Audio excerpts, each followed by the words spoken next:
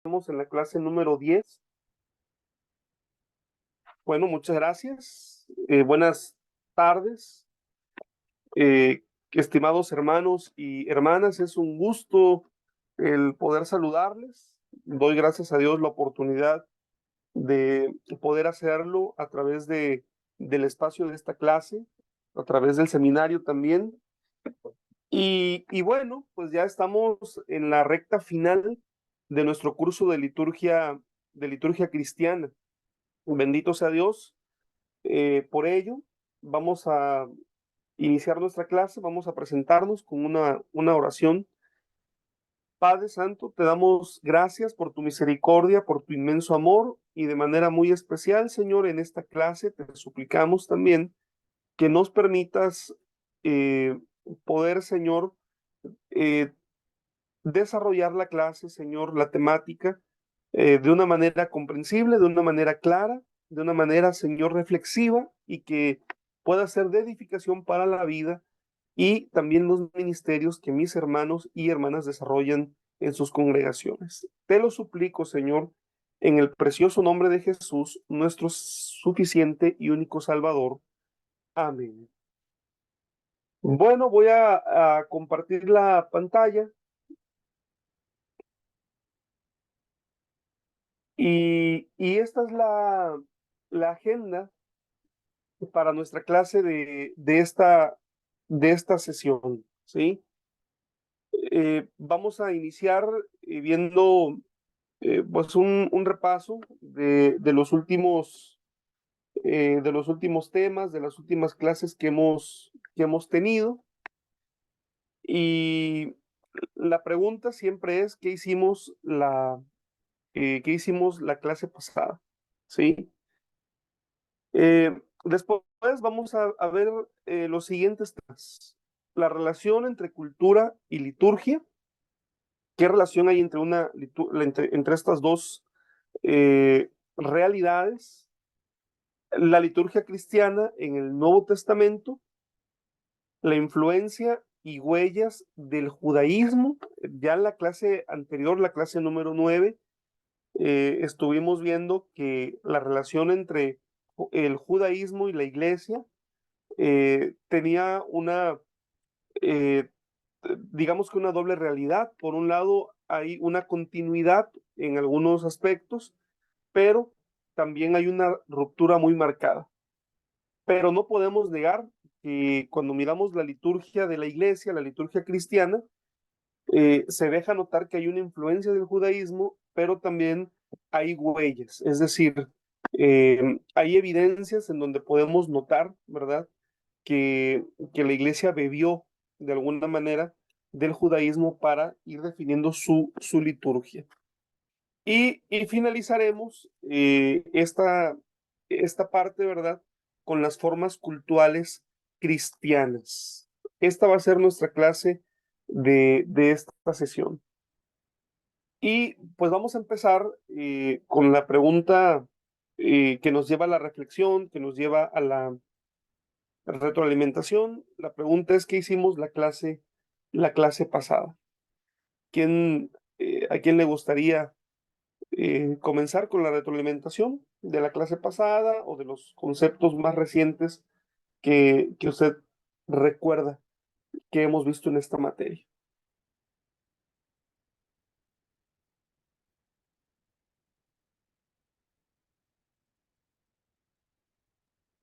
Bueno, buenas tardes, comienzo yo.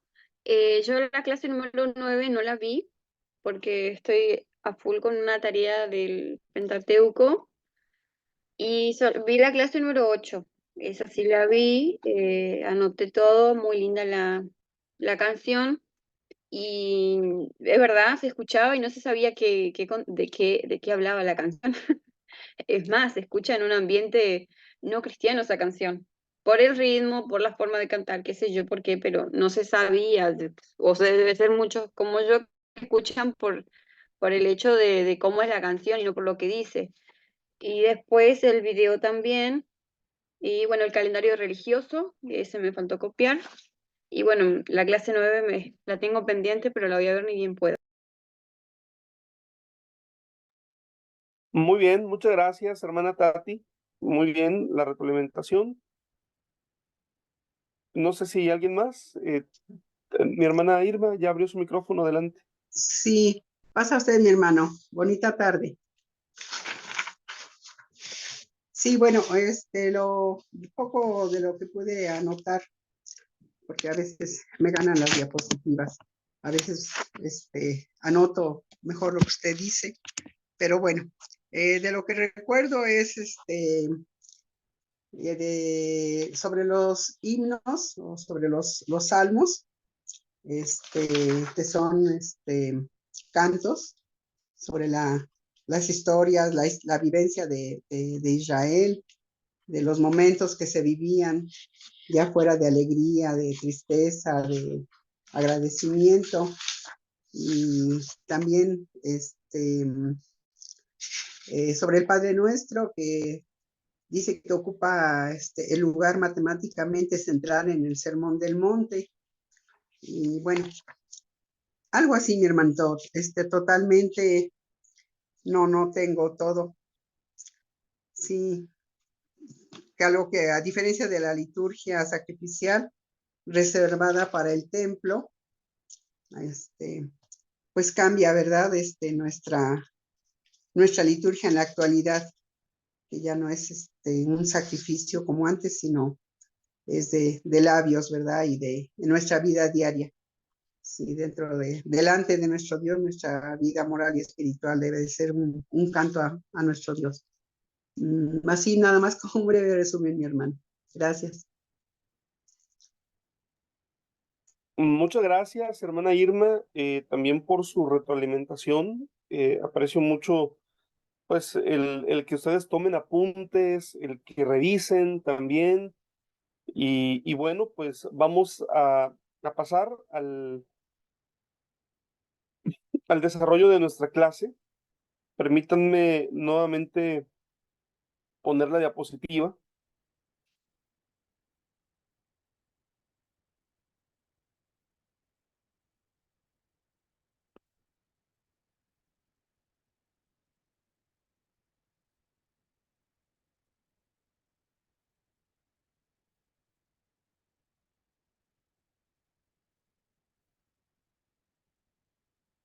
Muy bien.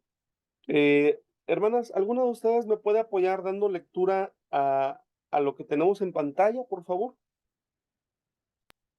Relación entre cultura y liturgia. Sí, sí, puedo leerlo. Relación entre cultura y liturgia. Siguiendo el ejemplo de Cristo, que se encarnó en un pueblo y en una cultura, las distintas generaciones de cristianos han tenido que realizar, más o menos conscientemente, un proceso de inculturación. Bien. Bueno, estamos entrando. Gracias, hermana. Muchas gracias por ayudarme con esa lectura. Y bueno, nos estamos adentrando precisamente eh, a algo que nosotros como creyentes y como líderes necesitamos adquirir, ¿verdad? Y es la capacidad de ver nuestra liturgia desde, desde una perspectiva, ¿sí? ¿A qué me refiero? Bueno, em, nosotros tenemos una liturgia parecida, pero no es exactamente la misma liturgia, ¿sí? Em, por ejemplo, dentro del vasto mundo de lo que es el cristianismo, ¿verdad? Como iglesia de Dios nos identificamos porque nuestra liturgia tiene características que en otros grupos religiosos no se tienen, que son diferentes. Y sin embargo, dentro de nuestra misma iglesia, denominación, encontramos que dependiendo del lugar, dependiendo de la cultura del lugar, la liturgia tiene ciertas diferencias, ¿verdad? Por ejemplo, esto quizá no sucedería en alguna región pequeña, quiero yo pensar, pero en países tan vastos geográficamente y culturalmente como lo es Argentina, como lo es México también, o los Estados Unidos o otros lugares, pues dentro de estos mismos países encontramos que, que nuestra liturgia se va modificando dependiendo de la cultura que se tiene. De esto estamos, de esto estamos hablando. Ahora, esto no es algo malo, esto no es algo inadecuado. Realmente lo que tenemos que comprender es que el mismo Jesucristo, ¿verdad? Cuando viene a esta tierra para cumplir con su misión, la palabra dice que el verbo se hizo carne, es decir, se encarnó. Y al encarnarse, él asumió eh, el ser parte de un pueblo y ser parte de una cultura. Así que bueno, nosotros como creyentes somos parte de un proceso de inculturación. Bien, ¿qué es inculturación?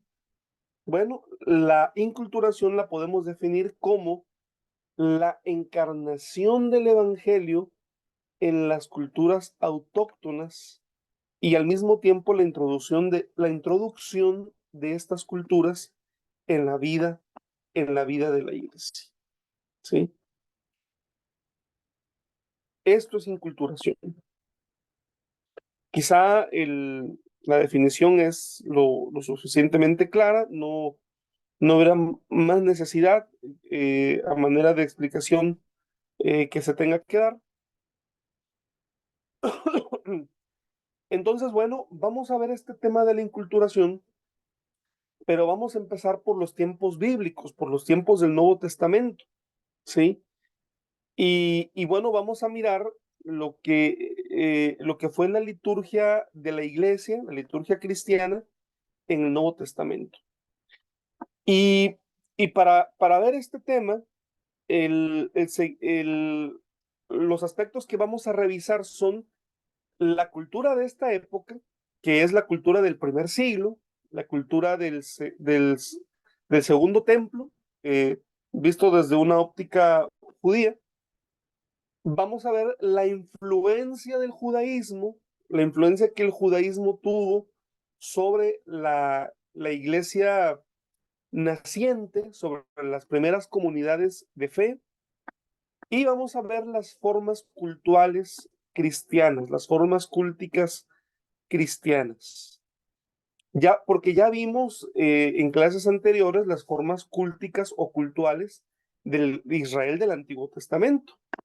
Todo el tema de los sacrificios, el tema de los lugares sagrados, el tema de la espiritualización o conceptualización del lenguaje religioso relacionado al sacrificio. Bueno, todo eso ya lo vimos, hemos visto que ha habido o que hubo un proceso de evolución y ahora vamos a pasar a revisar esto, las formas cultuales cristianas. Son tres aspectos que veremos, la cultura de esa época, la influencia del judaísmo y las formas cultuales cristianas.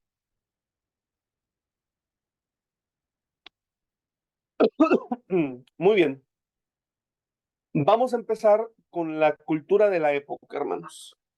Y estamos ubicados, es decir, la época que vamos a estudiar es la época del primer siglo de la era común o de la era cristiana, el primer siglo después de Cristo, ¿sí? Y la cultura de la época, hermanos, perdón, la cultura de la época, la podemos definir, ¿verdad? Primero, que era una época profundamente religiosa, ¿sí? En los tiempos bíblicos, tanto en el Antiguo y por supuesto también en el Nuevo Testamento, no existía el concepto que hoy nosotros conocemos como ateísmo. El ateísmo es un concepto relativamente nuevo, relativamente moderno, ¿verdad? Que tiene que ver, bueno, con pensadores ya de los últimos siglos, más recientes. Y el ateísmo, pues es una idea, ¿verdad?, en donde se niega la existencia de Dios, o por lo menos la existencia de Dios como lo presenta la Biblia, ¿sí? Y esto en los tiempos antiguos, pues obviamente no existía, hermanos. Las civilizaciones eran básicamente profundamente religiosas, independiente de la divinidad a la cual en cada sociedad o cada pueblo rindiera culto. Bueno, el ser humano era profundamente religioso en la sociedad del primer siglo, ¿sí? Las personas, bueno, que negaban a Dios no eran personas que negaran su existencia, sino personas que negaban el someterse a su soberanía y a su voluntad, aun y cuando eso no significara en ningún modo que negaran la existencia del ser supremo, ¿sí? Y bueno, la, la religión, hermanos, en la cual eh, se, se desarrolla el cristianismo, hermanos, por un lado, pues tenemos la religión judía, este, una religión histórica, una religión arraigada en el pueblo de Israel, ¿verdad?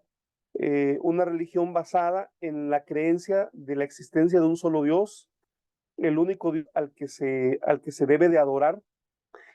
Y ya en los tiempos de Jesús, hermanos, la religión judía tenía las características del monoteísmo que nosotros hoy conocemos.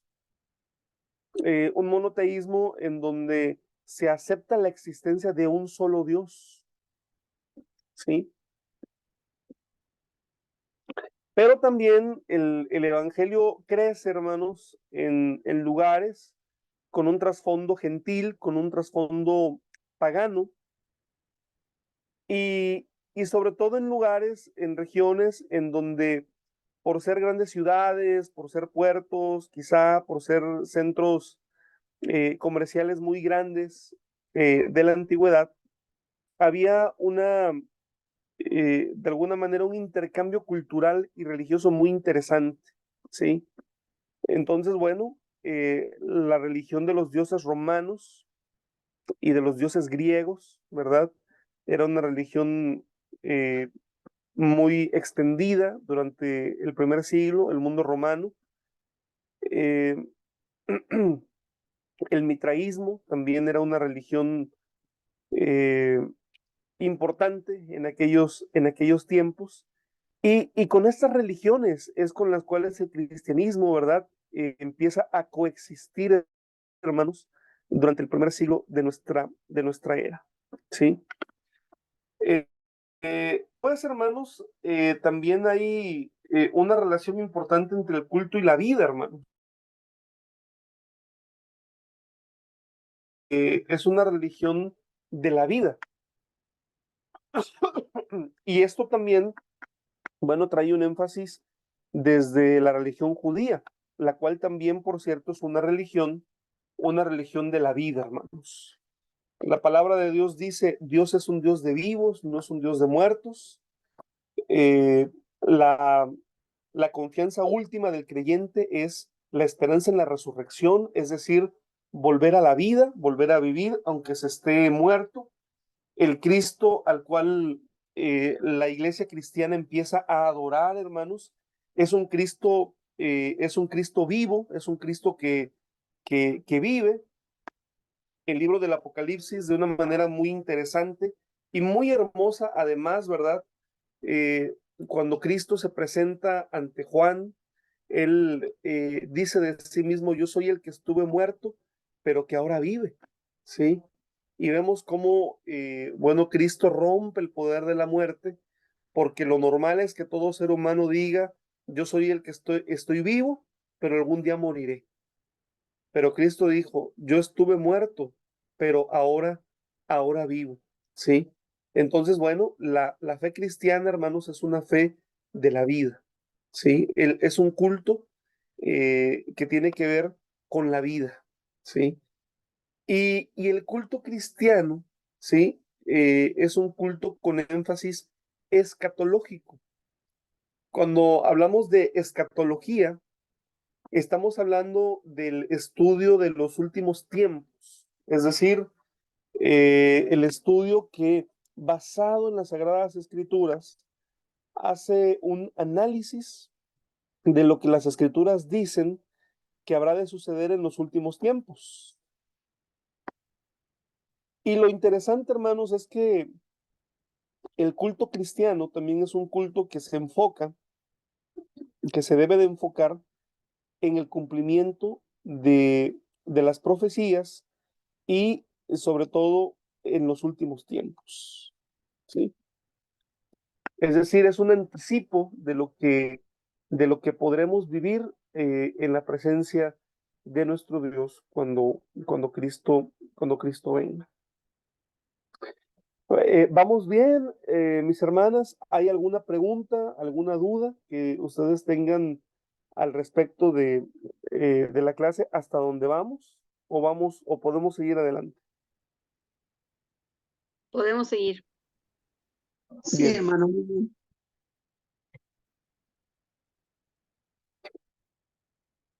Ahora bien, otro de los puntos que tenemos que abordar para poder tener una noción más clara de la liturgia de la iglesia en el Nuevo Testamento es que tenemos que dar por sentado que hubo una influencia del judaísmo en la iglesia.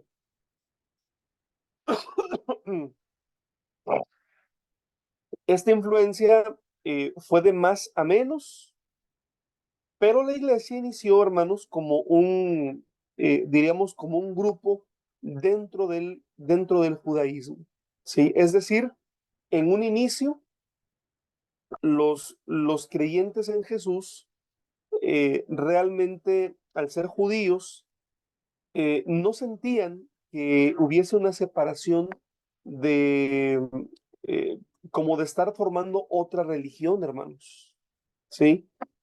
Por ejemplo, nosotros vemos en Hechos de los Apóstoles al apóstol Pablo y a otros apóstoles también yendo cada sábado a las sinagogas, como todo judío, comulgaban en las sinagogas judías. Cristo mismo, durante toda su vida, él fue alguien que participó de la sinagoga, hermanos. ¿Sí? Entonces, en un principio no había digamos que una diferencia, un cisma. Los apóstoles podían predicar el evangelio de Jesucristo en las sinagogas, ¿verdad? Porque eh, no sé qué tanto conocimiento pudieran tener como alumnos actualmente ustedes respecto a la religión judía, pero indudablemente sí hay diferencia en la religión judía actual a la religión judía de los tiempos de Jesús. Una diferencia muy marcada es que el judaísmo del primer siglo era una especie de judaísmo con mucha apertura, ¿sí? Es decir, por ejemplo, en la Biblia se nos mencionan a diferentes grupos, como los fariseos, los saduceos, los, bueno, no se mencionan en la Biblia, pero en la arqueología y en otras fuentes extrabíblicas se mencionan a los esenios, los qumranitas, se mencionan diferentes grupos. ¿Y, y cómo podemos ver estos grupos, hermanos? Eh, estos grupos, Flavio Josefo, ¿verdad? Los cita y los cita como sectas dentro del judaísmo. Por lo menos así se traduce, ¿verdad? Cuando Flavio Josefo cita a todos estos grupos que estaban dentro del judaísmo, cuando se traduce a Flavio Josefo, y él se refiere a los fariseos, a los saduceos, a los cristianos, ¿verdad? En la traducción se menciona que son sectas dentro del judaísmo.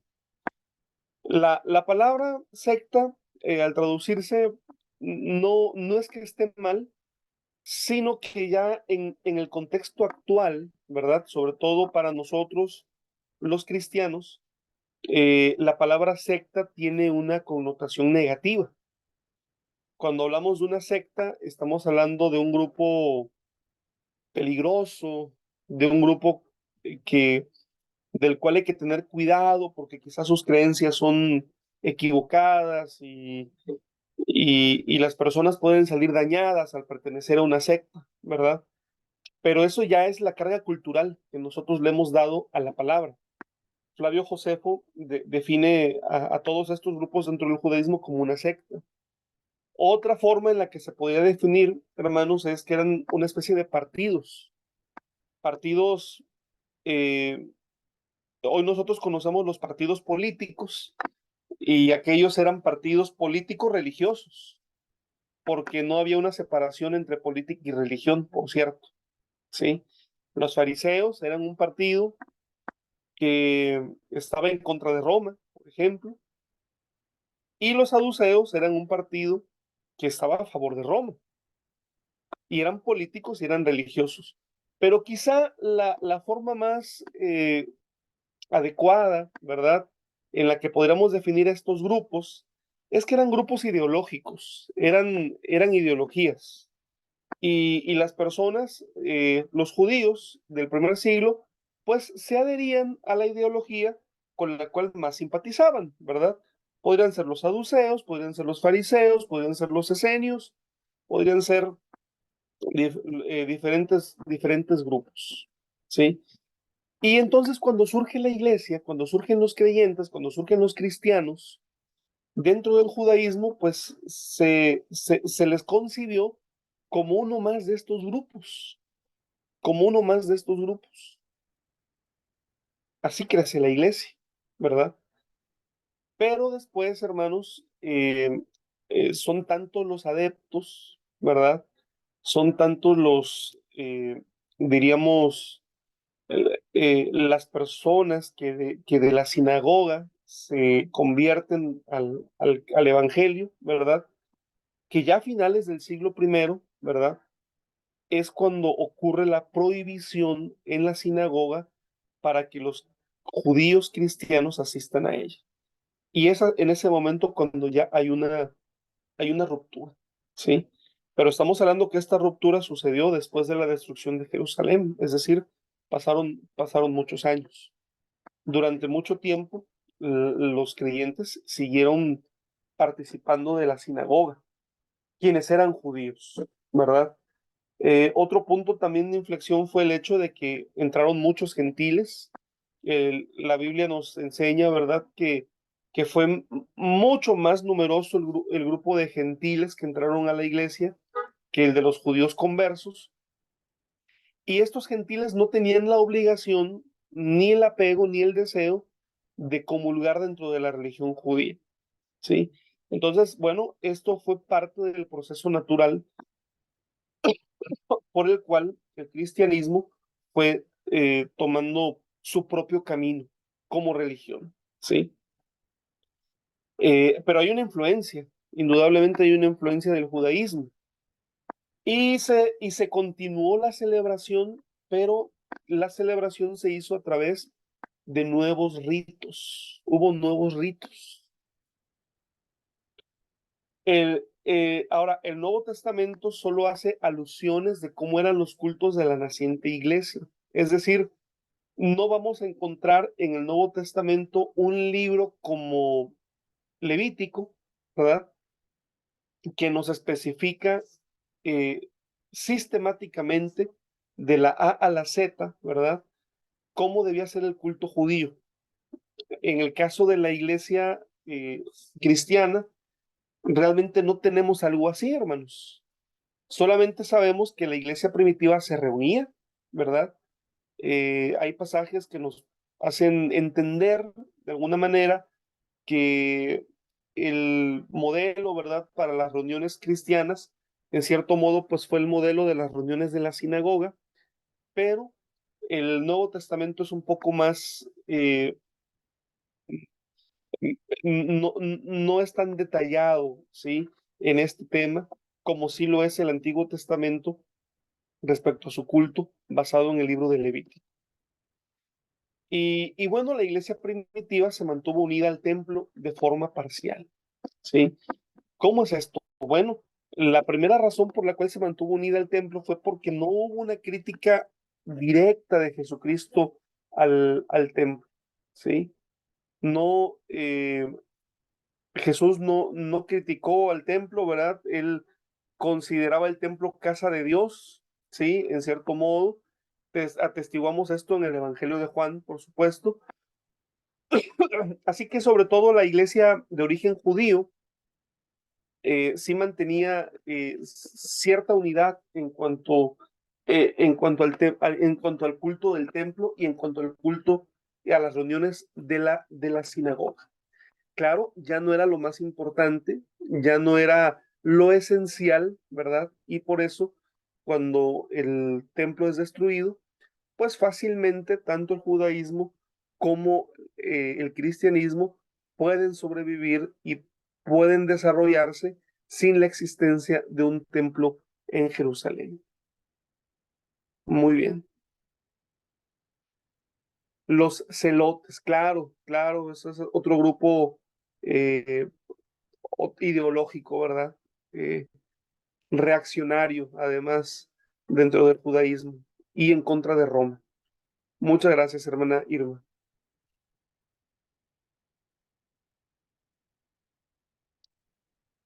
Y mencionábamos que en la liturgia cristiana, bueno, hay ciertas huellas del judaísmo, ¿verdad?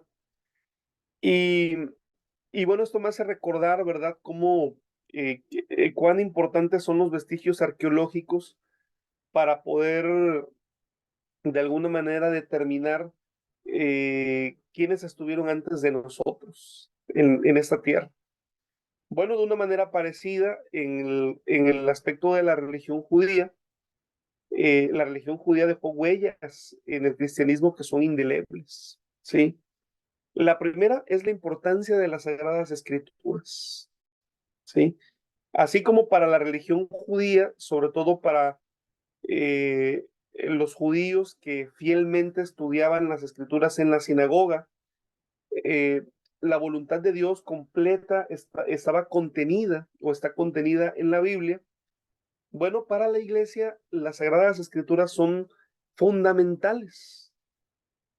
Ahora, en un enfoque nuevo, en un enfoque distinto, porque ahora para la iglesia primitiva, hermanos, para la nueva iglesia, la importancia de las escrituras radican en el hecho de que es en esas escrituras en donde la iglesia está convencida que hay un testimonio acerca del Señor Jesucristo. Por eso Lucas capítulo 24, cuando nos habla de los caminantes de Maús y cómo Jesús se acerca con ellos y platican, aunque ellos no le reconocen, sino hasta el final, en el momento de la fracción del pan, Jesucristo mientras va caminando con ellos, les va explicando, pero les va explicando, dice el texto bíblico, conforme a las sagradas escrituras, todo lo que ellas decían acerca de él, comenzando desde Moisés y de todos los profetas. ¿Sí? La conversión del funcionario etíope, ¿verdad? Quien iba leyendo un pasaje del profeta Isaías y, y Felipe le dice, ¿entiendes lo que lees? ¿Cómo voy a entender si nadie me lo explica?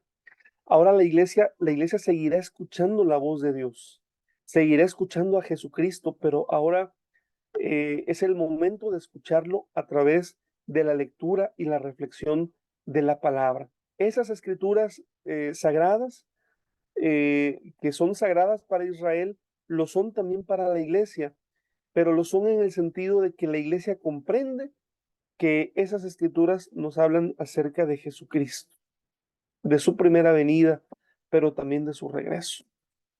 La forma de las plegarias, hermanos. Bueno, eh, La oración cristiana es una oración dirigida directamente a Dios, sin intermediarios y en el nombre de Cristo Jesús, hermanos.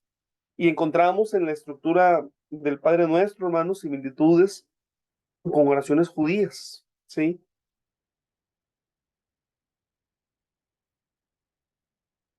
La reunión sabática litúrgica,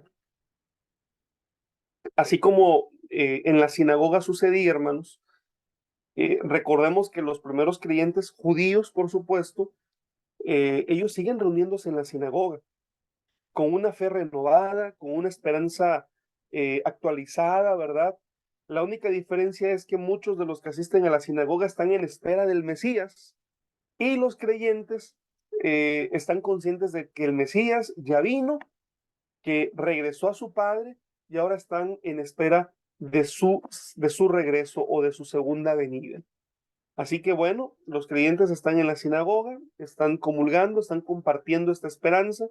Me refiero a los tiempos del primer siglo, pero cuando la sinagoga finalmente decide expulsar a los cristianos, ellos siguen trasladando, ¿verdad?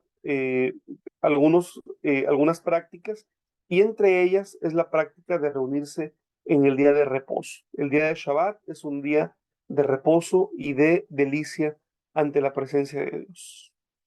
Muy bien, hermanos, vamos a tomar unos minutos, vamos a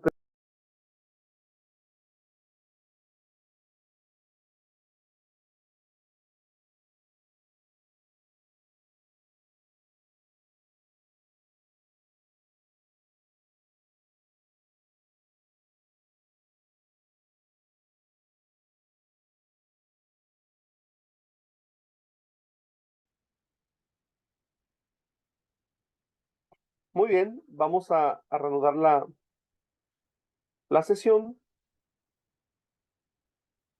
Y bueno, eh, mencionábamos que hay huellas claras de la influencia del judaísmo en el culto cristiano, ¿sí? Y hasta nuestros días, ¿verdad? Hasta nuestros días encontramos en el lenguaje, en algunas prácticas muy particulares, esta influencia, pero estamos hablando en este momento de las huellas del judaísmo en el cristianismo del primer siglo.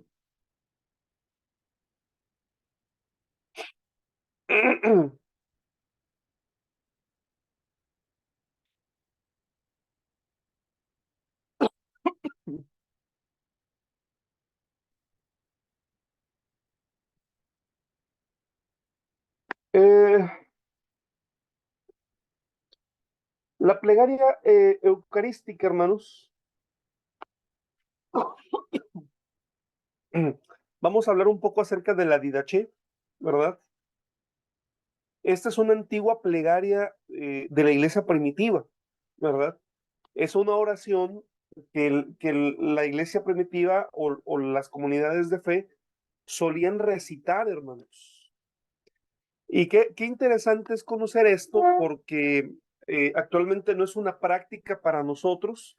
Quizá nosotros en la mayoría de los casos no conocemos esta oración, pero es muy hermosa, ¿verdad? Y dice de la siguiente manera. Después de haberos saciado, dad gracias de esta manera. Te damos gracias, Padre Santo, por tu santo nombre que hiciste descender a nuestros corazones y por el conocimiento, la fe y la inmortalidad que nos diste a conocer por Jesús, tu siervo.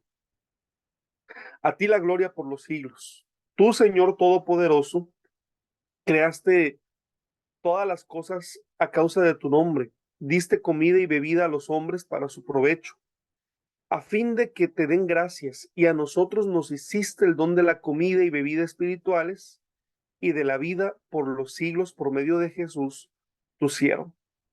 Ante todo te damos gracias porque eres poderoso.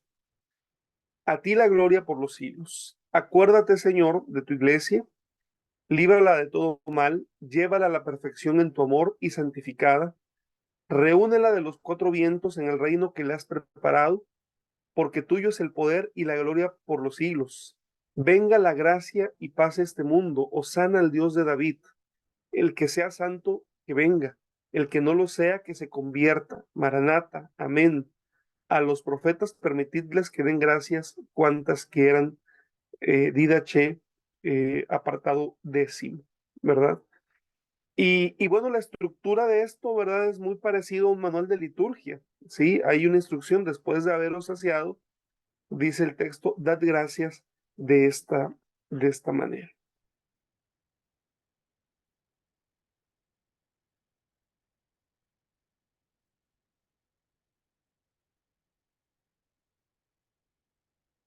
Eh, las formas cultuales cristianas. Vamos a encontrar varias, pero principalmente vamos a encontrarnos con el bautismo, con la enseñanza de los apóstoles, la fracción del pan y la imposición de las manos. También nos vamos a encontrar con las oraciones, la liturgia de la palabra y la cena del Señor. Repito, ¿verdad? El bautismo, la enseñanza de los apóstoles, la fracción del pan, la imposición de las manos, las oraciones, la liturgia de la palabra y la cena del Señor. Algunas, bueno, literalmente, ¿verdad? Son formas cultuales heredadas tal cual del judaísmo. Por ejemplo, las oraciones. Obviamente, bueno, no es que se repitiesen las mismas oraciones. La iglesia empezó a formular sus propias oraciones, pero el simple hecho de incluir oraciones en el culto, esto es heredado del judaísmo. La liturgia de la palabra tal cual también, ¿verdad? En las sinagogas se reunían para estudiar la palabra, ahora los creyentes se reúnen para estudiar la palabra también. Eh, el tema del bautismo, hermanos, ya es, bueno, una novedad dentro del cristianismo. En la religión judía no había bautismo, hermanos, había algunos ritos de purificación, habían baños rituales, pero el bautismo es algo propiamente cristiano que puede tener cierto trasfondo, de hecho lo tiene, ¿verdad?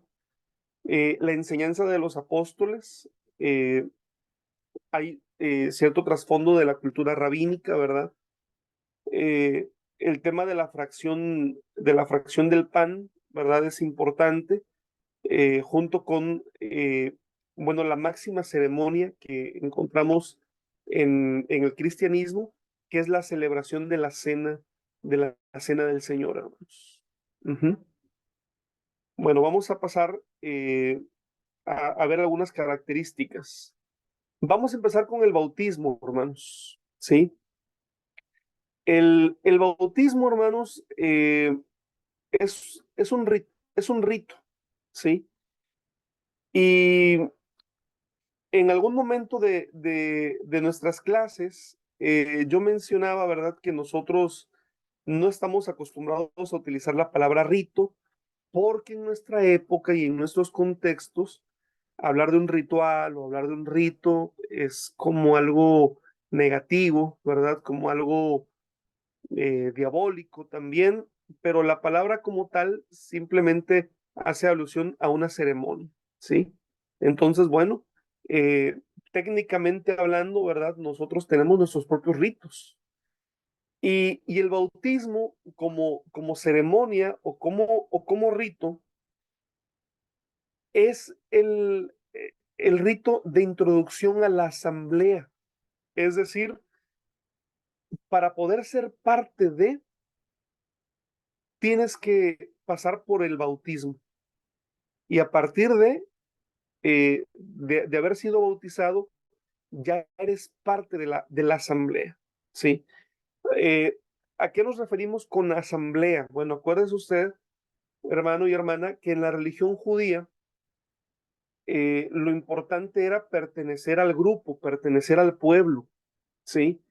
Y se pertenecía al pueblo por haber nacido dentro de, dentro de una familia judía, ¿verdad? Es decir, la pertenencia era a través de la sangre, a través de la genealogía. Pero en el caso de la iglesia, ¿verdad? Ahora es a través de la fe. Y entonces es necesario hacer un acto público de fe, de profesión de fe. Este acto público de profesión de fe es el bautismo, ¿sí? Antes de bautizarte, puedes simpatizar, pero cuando eres bautizado, ya eres parte de la asamblea, ya eres parte de este pueblo. Es un rito de iniciación, ¿sí? O de introducción. Y se hace en el nombre de Jesús, ¿sí? Se hace en el nombre de nuestro Señor y Salvador Cristo Jesús. Dos ejemplos, hermanos, que podemos ver se encuentran en el libro de los Hechos de los Apóstoles. Primeramente vamos a revisar lo que dice Hechos de los Apóstoles, capítulo 2, versículo 38. Y, y bueno, quiero invitarles para que puedan ustedes revisarlo junto conmigo. Dice así, el capítulo 2, verso 38, que Pedro les dijo, ah, fue una respuesta, ¿verdad? Varones, hermanos, ¿qué haremos? Dicen los judíos. Y Pedro les dijo, arrepentíos y bautícese cada uno de vosotros en el nombre de Jesucristo para perdón de los pecados y recibiréis el don del Espíritu Santo. Sí, es necesario ser bautizado para recibir el perdón de nuestras faltas. Y en Hechos capítulo 8, verso 26 y versos siguientes, pues es la historia, hermanos, de este funcionario etíope, eunuco etíope, ¿verdad? Que venía de Jerusalén, iba ya hacia su país de regreso, leyendo una porción del libro de Isaías. Felipe, por obra del Espíritu Santo, lo intercepta. Él empieza a explicar el Evangelio, ¿verdad? Y dice el texto bíblico en el verso 36 que yendo por el camino, llegaron a cierta agua y dijo el eunuco, aquí hay agua, ¿qué impide que yo sea bautizado? Y Felipe dijo, si crees de todo corazón, bien puedes. Y respondiendo dijo, creo que Jesucristo es el Hijo de Dios. Y mandó parar el carro y descendieron ambos al agua. ¿Sí? Así que, bueno, es un requisito indispensable, hermanos, para la iglesia, desde que la iglesia es iglesia, ¿verdad? Es decir, desde sus inicios, el bautismo, para ser parte de la iglesia. Ahora bien, hermanos, otro punto bastante importante era el tema de la enseñanza apostólica, ¿sí? Y, y la enseñanza apostólica en un primer momento tenemos que comprender, ¿verdad? Que se trataba de la palabra oral del apóstol en cuestión, hermanos. El Nuevo Testamento nos narra una época, hermanos, el libro de los Hechos de los Apóstoles y varias de las cartas del Nuevo Testamento nos dan testimonio de una época, ¿verdad?, en la cual la iglesia contaba con el privilegio del testimonio de los apóstoles, quienes fueron los discípulos originales de Cristo Jesús. Esos discípulos que convivieron con él, que le conocieron y que fueron los primeros transmisores de la fe del evangelio, hermanos. Es interesante también entender, hermanos, que entre los acontecimientos que nos narra el evangelio y los primeros escritos del Nuevo Testamento hubo un lapso entre quizá los que lo ponen más corto, pudiera ser de unos 25, 26 años, hasta entre unos 25, 26 o unos 30 años, hermanos. Es decir, que pasaron 30 años desde que nace la iglesia y que no hay escritos del Nuevo Testamento, pero están las enseñanzas de los apóstoles, las cuales se transmitían de boca en boca, ¿sí? Estas enseñanzas eran transmitidas y se impartían al inicio de las reuniones. pero también los apóstoles o los testigos oculares del ministerio de Cristo Jesús, como es natural, poco a poco fueron muriendo.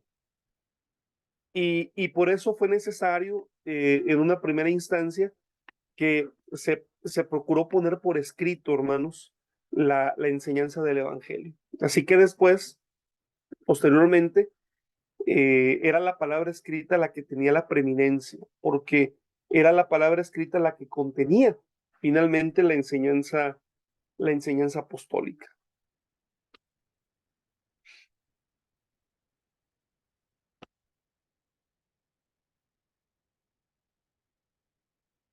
La fracción del pan, hermanos. Y aquí con el tema de la fracción del pan, hermanos, digo, finalmente no vamos a poder ver quizá con el detenimiento que este tema tan interesante lo merece, porque también hay, digamos que eh, podríamos cometer el error, queridos hermanos, de pensar, ¿verdad?, que la iglesia primitiva tenía una celebración de la Cena del Señor tan articulada como hoy nosotros la conocemos. Más bien ellos, con la comprensión, ¿verdad?, del testimonio apostólico y la orientación de los apóstoles y de sus líderes, fueron desarrollando, ¿verdad?, lo que es eh, lo que es esta ceremonia. Y la fracción del pan, hermanos, es el punto culminante de la asamblea litúrgica, es decir, de cuando los creyentes se reunían para adorar a Dios. Y es en la iglesia de Corinto el primer lugar en donde se le llama la Cena del Señor. Es en Corinto, ¿verdad? En donde hay un testimonio de una serie de orientaciones también que el apóstol Pablo brinda, porque la forma en la cual la Cena del Señor se celebraba en Corinto había derivado en actitudes y en situaciones de desorden y de enemistad y de problemas dentro de la congregación.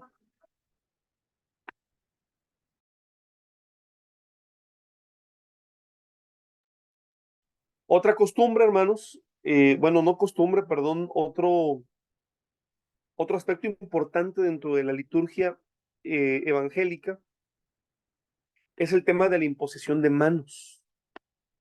La, la razón para imponer las manos iba en el sentido de que a través de este acto se comunicaba el Espíritu Santo a los bautizados. Y vamos a ver un ejemplo en Hechos de los Apóstoles, capítulo 8, versículo 17. Ejemplos hermosos, ejemplos interesantes. Y dice así: entonces les imponían las manos y recibían el Espíritu Santo. Les imponían las manos y los creyentes recibían el Espíritu Santo.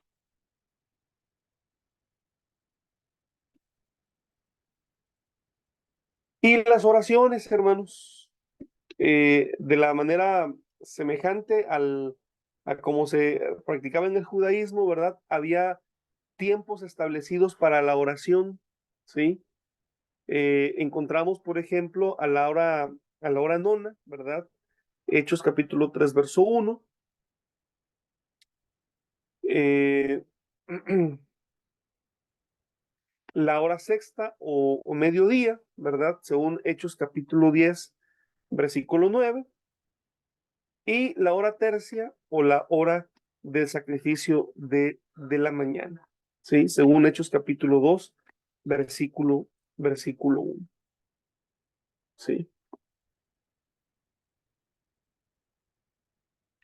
Y encontramos también la gran importancia, mis hermanos, que la iglesia primitiva otorgó a la liturgia de la palabra, ¿sí? Encontramos que el pueblo de Dios, la iglesia primitiva, se asumió como el pueblo de la palabra también, ¿verdad?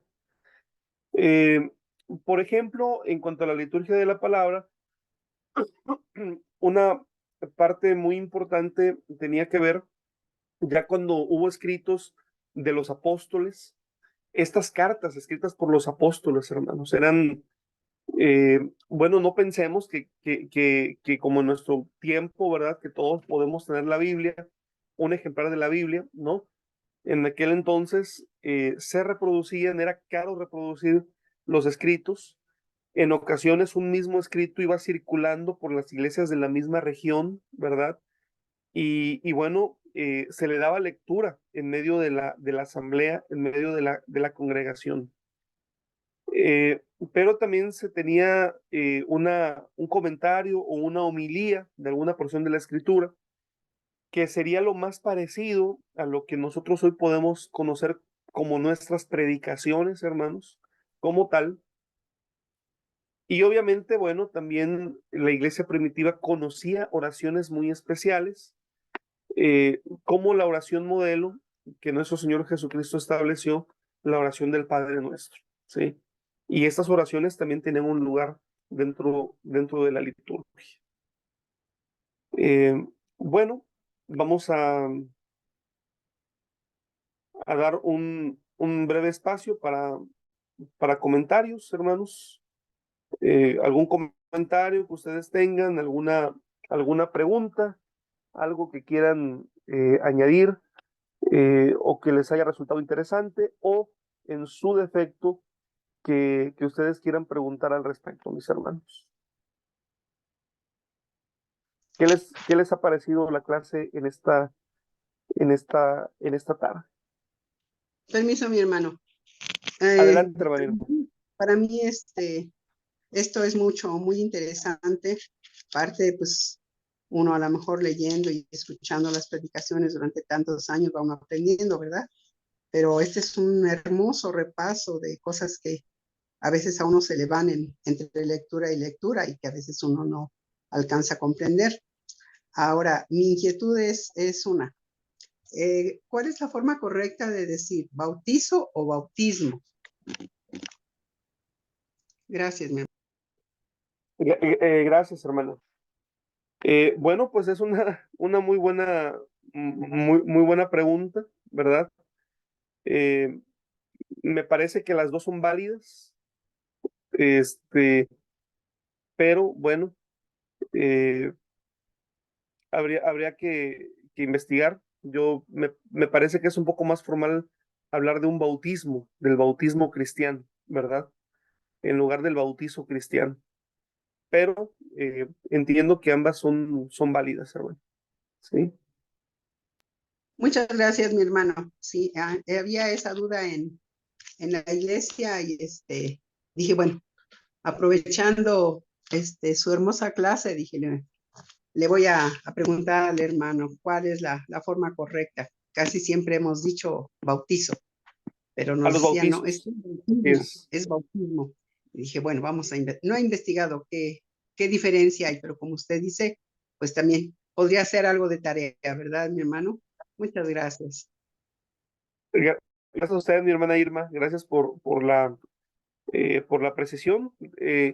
Bueno, y bueno, es que hoy hablamos acerca del tema del bautizo, ¿no? Del bautismo, claro. Eh, si Dios permite, hermanos, eh, ya estaríamos ante las últimas dos clases, ¿sí? Vamos a tener dos clases y vamos en estas últimas dos clases vamos a abordar lo que tiene que ver, lo anticipo, ¿verdad? Ya con la liturgia nuestra, con nuestra liturgia como Iglesia de Dios del séptimo día, ¿sí? Y bueno, ¿qué vamos a ver, verdad? Que bueno, nosotros tenemos ya una liturgia muy hecha, muy armada, ¿sí? Y, y bueno, nuestra liturgia no está en el aire, sino que tiene todo ese trasfondo que ya conocemos. Así que, bueno, si Dios lo permite, eh, la próxima semana, ¿verdad? Tendremos ya la sesión 11 y 12 de nuestro curso. Y y platicaremos también acerca de las tareas la próxima semana, ¿verdad? Les anticipo que, bueno, la tarea no va a ser difícil, simplemente va a ser un ejercicio de reflexión. Les voy a pedir un ensayo, ¿verdad? De 3 a 5 hojas, de 3 a 5 cuartillas, y en este ensayo, ¿verdad? Lo que les voy a pedir es que ustedes puedan expresar con qué se quedan de este curso, ¿sí? Em, ¿Qué expectativas tenían al iniciar este curso?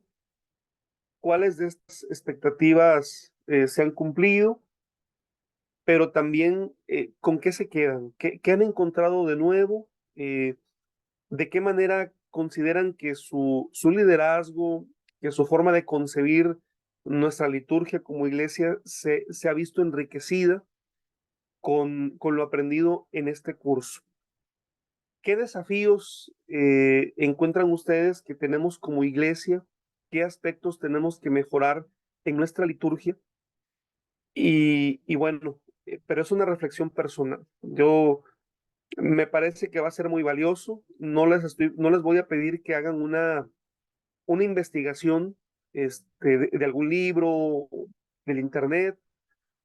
Más bien lo que les quiero pedir es que sea la reflexión de ustedes, que ustedes tengan una reflexión personal eh, sobre esto, con qué se están quedando, qué les deja este curso, eh, qué otras preguntas han surgido, ¿verdad? Porque entiendo que no solamente se habrán contestado algunas respuestas, sino que otras preguntas habrán surgido que ustedes no tenían.